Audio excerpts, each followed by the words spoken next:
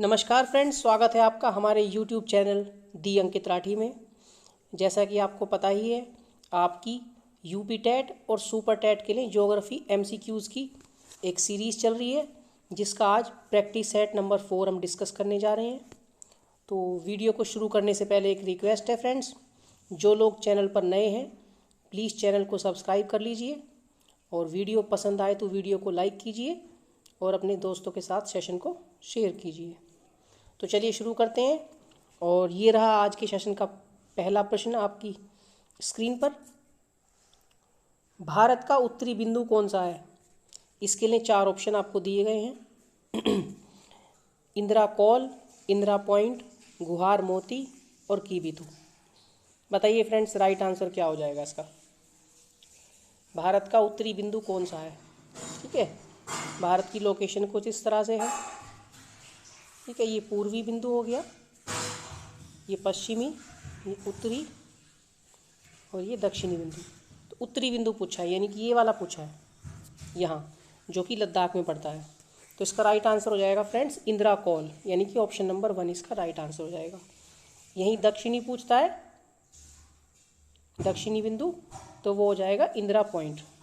ठीक है, इंदिरा पॉइंट हो जाएगा, जो कि यहाँ तमिलनाडु में नहीं पड़ता है, वो नीचे अंडमान निकोबार द्वीप समूह में पड़ता है।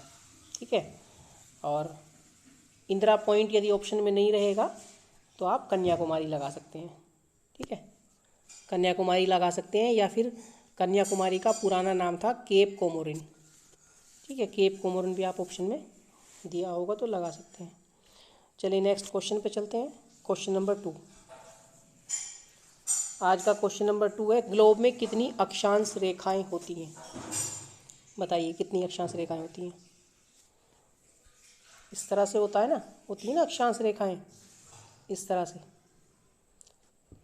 कितनी रेखाएं होती हैं बताइए? अक्षांश रेखाओं की कुल अक्षांश रेखाओं की संख्या होती है 179। ऑप्शन नंबर 2 इसका राइट आंसर हो जाएगा। यहीं अक्षांश वृत्त पूछ लेता है हमसे। ठीक है, अक्षांश वृत्त पूछ लेता है तो उनकी संख्या हो जाएगी 181। उसमें ये वाली और ये वाली रेखा, ये भी काउंट हो जाती है।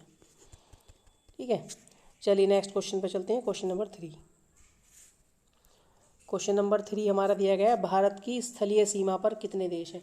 ये क्वेश्चन रिपीट हुआ है फ्रेंड्स, प्रैक्टिस सेट नंबर 1 में आपने ध्यान से देखा होगा तो उसमें भी ये क्वेश्चन था, भारत की स्थलीय सीमा पर कितने देश हैं। ये क्वेश्चन तो आपको रट गया होगा, बताइए फटाफट कमेंट में अपना आंसर बताइए, क्या हो जाएगा इसका राइट आंसर? बताइए फटाफट क्या आंसर हो जाएगा इसका?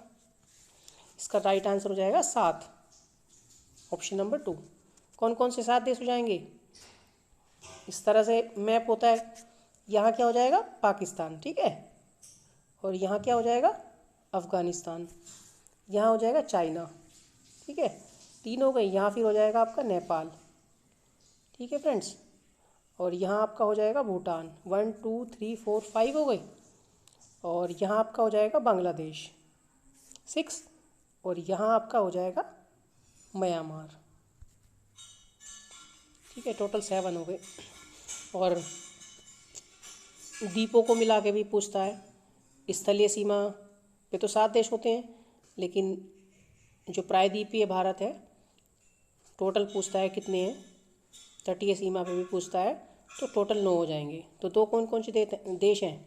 एक मालदीव, ठीक है, मालदीव आपका यहाँ पड़ता है, और एक श्रीलंका। तो तटीय सीमा को मिला के भी टोटल पूछता है तो 9 हो जाएगा इसका राइट आंसर। चलिए नेक्स्ट क्वेश्चन पे चलते हैं। Question number 4। क्वेश्चन नंबर 4 आपका दिया है, भारत की स्थलीय सीमा की लंबाई कितनी है? बताइए स्थलीय सीमा की लंबाई कितनी है भारत की?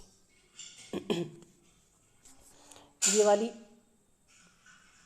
भारत की स्थलीय सीमा होती है, एक सेकेंड,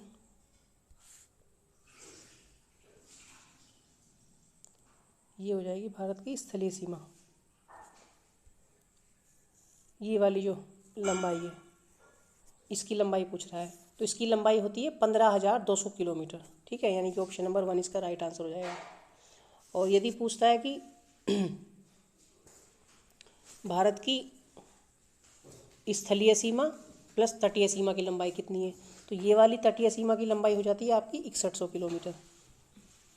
ठीक है, 6100 किलोमीटर। और टोटल लंबाई यदि पूछता है तो हो जाती है 7516.6 किलोमीटर। इसमें क्या क्या होगा, भारत की स्थलीय सीमा होगी, तटीय सीमा होगी, और जो द्वीप समूह हैं अंडमान निकोबार, इधर इधर लक्षद्वीप वगैरह दिए हैं, तो इन सबको मिला के पूरी सीमा की लंबाई हो जाएगी 7516.6 किलोमीटर। ठीक है फ्रेंड्स, चलिए नेक्स्ट क्वेश्चन पे चलते हैं। क्वेश्चन नंबर 5, और ये रहा क्वेश्चन नंबर 5 आपका। भूटान की सबसे ऊंची पर्वत चोटी का क्या नाम है? बताइए फ्रेंड्स, आपको 5 सेकंड का समय दिया जाता है, राइट आंसर कमेंट कीजिए फटाफट।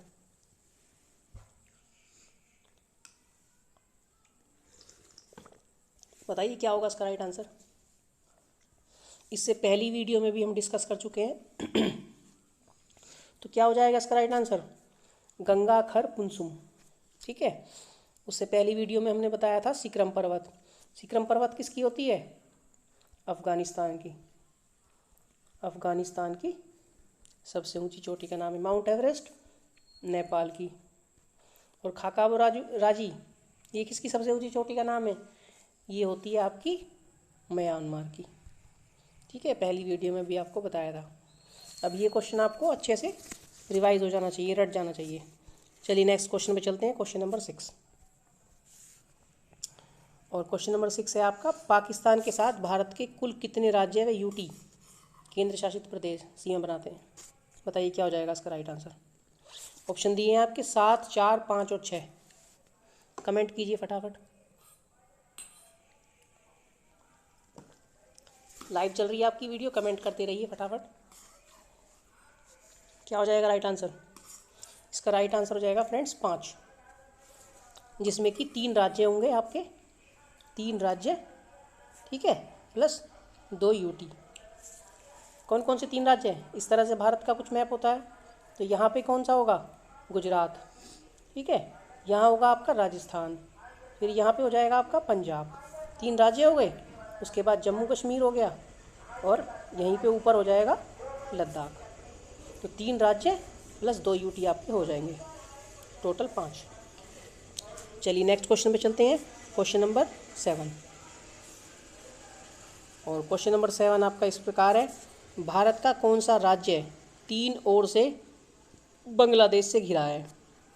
बहुत ही इजी क्वेश्चन है, अपना आंसर फटाफट कमेंट कीजिए। आप आंसर कमेंट कीजिए फटाफट।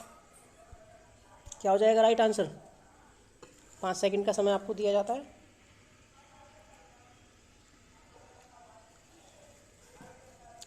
कौन सा राज्य है? इसका राइट आंसर हो जाएगा त्रिपुरा, ऑप्शन नंबर 4। इस तरह से त्रिपुरा बना हुआ है, ठीक है, इंडिया के मैप में। और बांग्लादेश से किस तरह से घिरा हुआ है? इस तरह से, ये 3 ओर से बांग्लादेश से घिरा हुआ है। ठीक है फ्रेंड्स, चलिए नेक्स्ट क्वेश्चन पे चलते हैं। क्वेश्चन नंबर 8 आपका। क्वेश्चन नंबर 8 आपका दिया है, जनसंख्या की दृष्टि से भारत का सबसे बड़ा यूटी कौन सा है? पिछले प्रैक्टिस सेट में हमने आपसे प्रश्न पूछा था कि क्षेत्रफल की दृष्टि से भारत का सबसे बड़ा यूटी कौन सा है। इस बार प्रश्न है जनसंख्या की दृष्टि से, बताइए। इसके ऑप्शन आपको दिए गए हैं, लक्षद्वीप, अंडमान निकोबार, पुदुचेरी और दिल्ली। बताइए फ्रेंड्स, कमेंट कीजिए राइट आंसर क्या हो जाएगा आपका। 2011 की जनगणना के अनुसार इसका राइट आंसर हो जाएगा दिल्ली। ठीक है, सर्वाधिक जनसंख्या किस यूटी की है? दिल्ली की। चलिए नेक्स्ट क्वेश्चन पे चलते हैं, क्वेश्चन नंबर 9। क्वेश्चन नंबर 9 आज का दिया है, भारत की आधार रेखा से 12 मील की दूरी तक के क्षेत्र को क्या कहा जाता है? बताइए, इसका राइट आंसर कमेंट कीजिए फ्रेंड्स, बताइए फटाफट। इसका राइट आंसर हो जाएगा प्रादेशिक समुद्र, यानी कि ऑप्शन नंबर 3। आपको समझा देते हैं हम, ये भारत का मैप है, ठीक है। और यहाँ से हम एक खींच लेते हैं आधार लाइन, बेस लाइन की, ठीक है। तो आधार लाइन से 12 मील की दूरी तक, ये 12 मील की दूरी है। इस क्षेत्र को क्या बोलेंगे? इस क्षेत्र को बोलेंगे प्रादेशिक समुद्र, ठीक है, या टेरिटोरियल सीज को बोलते हैं। उसके बाद आधार लाइन से 24 मील की दूरी तक, यहाँ तक, ये 24 मील की दूरी है, यहाँ से लेके यहाँ तक। इस क्षेत्र को क्या बोलते हैं? इस क्षेत्र को बोलते हैं संलग्न क्षेत्र, ठीक है। ऑप्शन नंबर 1 में जो दिया है संलग्न क्षेत्र बोलते हैं, इंग्लिश में बोलेंगे कॉन्टिग्यूअस जोन, राइट फ्रेंड्स। उसके बाद आधार रेखा से 200 मील की दूरी, 200 नॉटिकल मील की दूरी, ठीक है, यहाँ से लेके ये सपोज कीजिए यहाँ तक, ये टोटल 200, ठीक है, 200 नॉटिकल मील, ये सभी भी नॉटिकल मील है। तो इस क्षेत्र को क्या बोलेंगे? इस क्षेत्र को, यहाँ तक के क्षेत्र को, इस क्षेत्र को बोलते हैं, इस क्षेत्र को बोलते हैं अनन्य आर्थिक क्षेत्र, या इंग्लिश में बोलेंगे तो EEZ। EEZ का मतलब है एक्सक्लूसिव इकोनॉमिक जोन, ठीक है, EEZ, इस क्षेत्र को बोलते हैं EEZ। आप हमारी थ्योरी की वीडियो देखेंगे तो उसमें पूरा कवर किया है। प्लेलिस्ट में जाने के लिए आप चैनल को सब्सक्राइब कर लीजिए, उसमें पूरी प्लेलिस्ट में अच्छे से विस्तार से समझाया गया है, ठीक है। चलिए फिर नेक्स्ट क्वेश्चन पे चलते हैं, क्वेश्चन नंबर 10। क्वेश्चन नंबर 10 आपका दिया गया है, सियाचिन ग्लेशियर को भारत ने पाकिस्तान से किस ऑपरेशन के जरिए छीना था? बताइए फ्रेंड्स, राइट आंसर क्या हो जाएगा? कमेंट करते रहिए फटाफट। सियाचिन ग्लेशियर भारत ने कब छीना था? 1984 में, ठीक है। और ऑपरेशन का क्या नाम था? ऑपरेशन मेघदूत। तो ऑप्शन नंबर 2 आपका राइट आंसर हो जाएगा, ठीक है फ्रेंड्स। चलिए नेक्स्ट क्वेश्चन पे चलते हैं, क्वेश्चन नंबर 11। आज का क्वेश्चन नंबर 11 है, हिमालय की सबसे पश्चिमी चोटी का क्या नाम है? बताइए। आपको ऑप्शन दिए गए, नंगा पर्वत, नामचा बरवा, माउंट मकालू और कंचनजंगा।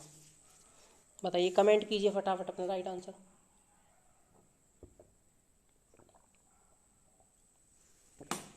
बताइए क्या हो जाएगा? पहली वीडियो में हमने किया था डिस्कस सबसे पूर्वी चोटी, ठीक है, सबसे पूर्वी चोटी जो कि यहाँ पड़ती है आपकी, वो क्या थी? नामचा बरवा। नामचा बरवा थी। कहाँ पड़ती है नामचा बरवा?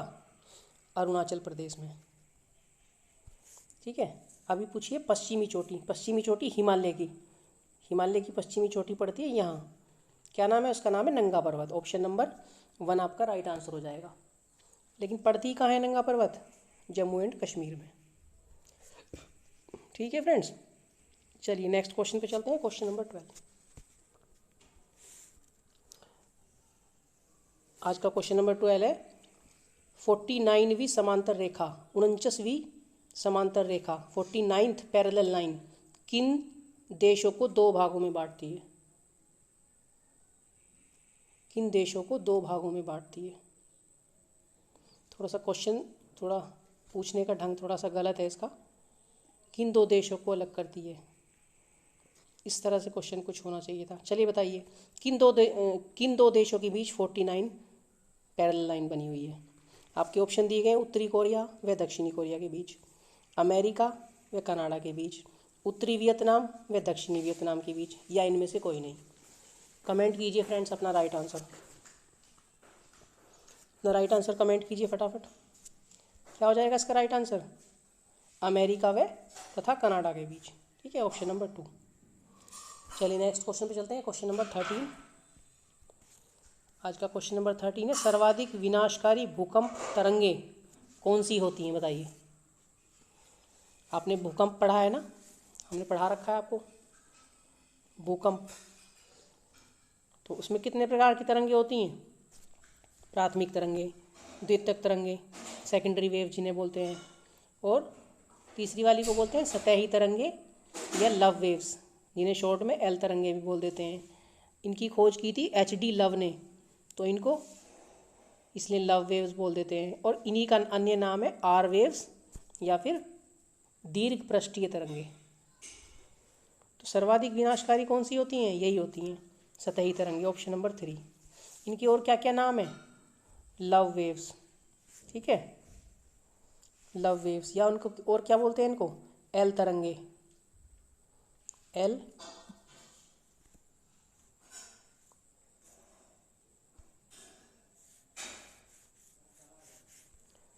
तरंगे इनको बोलते हैं।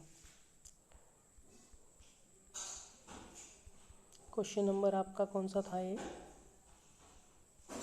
एक सेकंड, हाँ, क्वेश्चन नंबर आपका 13, ठीक है।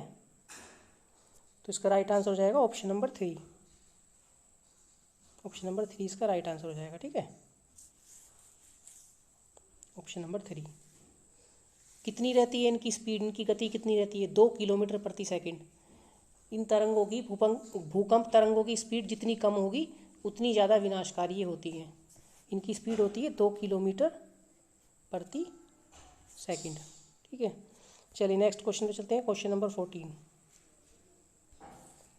क्वेश्चन नंबर 14 इस प्रकार दिया है आपका, अंडमान निकोबार द्वीप समूह की सबसे ऊंची चोटी कौन सी है? बताइए। अंडमान निकोबार द्वीप समूह की सबसे ऊंची चोटी का क्या नाम है? डोडा बेटा? डोडा बेटा तो दक्षिणी भारत की सबसे ऊंची चोटी है, सबसे ऊंची नहीं है, सेकंड सबसे हाईएस्ट चोटी है। सबसे ऊंची तो हमने बताई थी आपको कल या परसों के प्रैक्टिस सेट में, अनाईमुदी होती है, जो कि केरल के इडुक्की जिले में पड़ती है।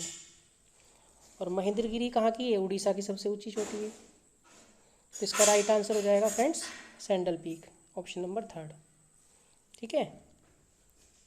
चलिए नेक्स्ट क्वेश्चन पे चलते हैं। Question number 15। क्वेश्चन नंबर 15 आज का दिया गया है, भूमध्य सागर का प्रकाश स्तंभ किसे कहते हैं? बताइए फ्रेंड्स, भूमध्य सागर का प्रकाश स्तंभ किसे कहते हैं? फ्यूजियामा, मोना लोआ, विसुवियस या स्ट्राम्बोली? आपने पढ़ा होगा ज्वालामुखी, ठीक है। क्या हो जाएगा इसका राइट आंसर? बताइए। स्ट्राम्बोली, ठीक है, ऑप्शन नंबर 4 इसका राइट आंसर हो जाएगा। स्ट्राम्बोली को भूमध्य सागर का प्रकाश स्तंभ कहते हैं। कहाँ पड़ता है? इटली में, इटली के लिपारी द्वीप, ठीक है, इटली के लिपारी द्वीप पर पड़ता है स्ट्राम्बोली, इटली में। चलिए नेक्स्ट क्वेश्चन पे चलते हैं। Question number 16। एंथ्रोसाइट कोयला किस प्रकार की चट्टान का उदाहरण है? बताइए फ्रेंड्स, राइट आंसर क्या हो जाएगा इसका? चट्टान पढ़ी है ना आपने, कितने प्रकार की होती है? उत्पत्ति के आधार पर 3 प्रकार की, 3 टाइप्स, 3 प्रकार की चट्टान होती है, ठीक है। सबसे पहली कौन सी होती है? आग्नेय, नंबर 2 पे अवसादी, नंबर 3 पे कायांतरित। तो आग्नेय यदि कोयले की बात कर रहे हैं हम, एंथ्रासाइट कोयले की, तो एंथ्रासाइट कोयला किसका उदाहरण है? ये हो जाएगा कायांतरित, कायांतरित चट्टान का। आपका राइट आंसर हो जाएगा कायांतरित चट्टान, ठीक है फ्रेंड्स। और यदि आग्नेय चट्टान की बात करते हैं तो इसका कौन सा उदाहरण हो जाएगा? इसका उदाहरण हो जाएगा, आग्नेय चट्टान का उदाहरण हो जाएगा बिटुमिनस कोयला, ठीक है फ्रेंड्स। और अवसादी चट्टान की बात करते हैं तो इसका उदाहरण कौन सा हो जाएगा? इसका उदाहरण हो जाएगा लिग्नाइट कोयला, ठीक है। थ्योरी जब आप पढ़ेंगे कंप्लीट पूरी, उसमें पूरा समझाया हुआ है कौन सा उदाहरण किसका है, ठीक है। चलिए नेक्स्ट क्वेश्चन पे चलते हैं। क्वेश्चन नंबर 17 आज की सीरीज़ का क्वेश्चन नंबर 17 है, यांगयाप दर्रा किस राज्य में स्थित है? बहुत ही इजी क्वेश्चन है, कमेंट कीजिए फटाफट अपना आंसर। क्या हो जाएगा इसका राइट आंसर? बताइए फटाफट। इसका राइट आंसर हो जाएगा अरुणाचल प्रदेश, ठीक है फ्रेंड्स, ऑप्शन नंबर 4 आपका राइट आंसर हो जाएगा।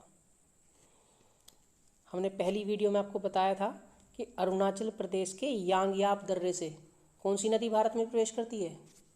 बताइए। ब्रह्मपुत्र, ठीक है, ब्रह्मपुत्र नदी भारत में कहाँ से प्रवेश करती है? अरुणाचल प्रदेश के यांगयाप दर्रे से, ठीक है फ्रेंड्स। चलिए नेक्स्ट क्वेश्चन पे चलते हैं। Question number 18। क्वेश्चन नंबर 18 आपका दिया है, निम्न में कौन सतपुड़ा पर्वत के उत्तर में नहीं है? बताइए फ्रेंड्स। तब तक हम आपको बता देते हैं, सतपुड़ा पर्वत बना हुआ है इस तरह से एमपी में। इसके इस तरफ बनी हुई है नर्मदा नदी, नर्मदा, और इस तरफ बनी हुई है ताप्ती। ठीक है, ये बीच में सतपुड़ा। ठीक है फ्रेंड्स, और क्या दिया है इसमें? विंध्य पर्वत, नर्मदा नदी से ऊपर दिया है उत्तर में विंध्य पर्वत, विंध्य पर्वत। ठीक है, अब क्या बचता है? मरखा घाटी बचता है। आपको पता है फ्रेंड्स मरखा घाटी कहाँ पड़ती है? मरखा घाटी आपकी पड़ती है लद्दाख में। तो लद्दाख में पड़ती है तो कहाँ होगा ये? मरखा घाटी होगी यहाँ। ठीक है ना, यहाँ हो जाएगी मरखा घाटी ऊपर। तो क्या क्वेश्चन में पूछा है? सतपुड़ा पर्वत के उत्तर में कौन नहीं है? विंध्य पर्वत सतपुड़ा पर्वत के उत्तर में है। नर्मदा नदी भी है, मरखा घाटी भी है, ताप्ती नदी नहीं है। तो ताप्ती नदी आपका राइट आंसर हो जाएगा। ठीक है फ्रेंड्स, चलिए नेक्स्ट क्वेश्चन पे चलते हैं। Question number 19। क्वेश्चन नंबर 19 आपका दिया है, वायुमंडल की सबसे ठंडी परत कौन सी है? 5 परतें होती हैं, आपको पता है। ठीक है, क्षोभ मंडल, समताप मंडल, मध्य मंडल, आयन मंडल और बहिर्मंडल। तो सबसे ठंडी परत कौन सी होती है? मध्य मंडल। ठीक है, ऑप्शन नंबर 3 इसका राइट आंसर हो जाएगा।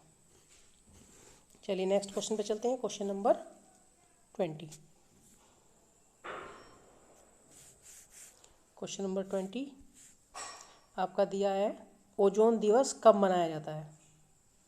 बताइए फ्रेंड्स, ओजोन दिवस कब मनाया जाता है? इसका आंसर आपको कमेंट बॉक्स में देना है, ये आपके लिए होमवर्क का क्वेश्चन है। ठीक है, क्वेश्चन नंबर 20 का आंसर मैं आपको नहीं बताऊंगा। इसके ऑप्शन दिए गए हैं 15 नवंबर, 16 नवंबर, 16 सितंबर और 24 सितंबर। ठीक है, 4 ऑप्शन आपको दिए गए हैं। बहुत ही इंपॉर्टेंट क्वेश्चन है और इसका आंसर आपको कमेंट बॉक्स में देना है फ्रेंड्स। ठीक है, चलिए नेक्स्ट क्वेश्चन पे चलते हैं। एक और क्वेश्चन बचा है, क्वेश्चन नंबर 21। इसका आंसर आपको देना है होमवर्क में। ठीक है, होमवर्क में देना है। चलिए नेक्स्ट क्वेश्चन पे चलते हैं और ये आज की सीरीज़ का लास्ट क्वेश्चन है, क्वेश्चन नंबर 21। माउंट एवरेस्ट को चीन में क्या कहते हैं? बताइए, माउंट एवरेस्ट को चीन में क्या कहते हैं? इस तरह का क्वेश्चन हमने अपने पिछले प्रैक्टिस सेट में भी लिया है, प्रैक्टिस सेट 1 में, 2 में भी लिया है, 3 में भी लिया है। बताइए, माउंट एवरेस्ट को सागरमत्था कहाँ बोलते हैं? नेपाल में। ठीक है, सागरमत्था कहाँ बोलते हैं? नेपाल में। माउंट एवरेस्ट कहाँ बोलते हैं? माउंट एवरेस्ट भी नेपाल में बोलते हैं। ठीक है, क्योंकि नेपाल में ही पड़ता है। और अब बचता है ऑप्शन क्या? चेमालुंमा। तो चीन में क्या बोलते हैं? इसका राइट आंसर हो जाएगा चेमालुंमा। माउंट एवरेस्ट को चीन में क्या बोलते हैं? चेमालुंमा। ठीक है फ्रेंड्स, तो ये थी आज की सीरीज़ और आशा करते हैं आपको पसंद आई होगी। हाँ, आपको पसंद आई होगी सीरीज़। तो आपसे रिक्वेस्ट है, सेशन पसंद आया हो तो सेशन को एक बार लाइक कीजिए, अपने फ्रेंड्स को सेशन को शेयर कीजिए और जो लोग चैनल पर नए हैं चैनल को प्लीज़ सब्सक्राइब कर दीजिए। बहुत ही मेहनत से ये वीडियो आपके लिए बनाई है। ठीक है, मेहनत पसंद आई हो आपको तो फीडबैक अपना कमेंट के साथ ज़रूर दीजिए। चलिए फिर मिलते हैं नेक्स्ट वीडियो में, तब तक के लिए टेक केयर।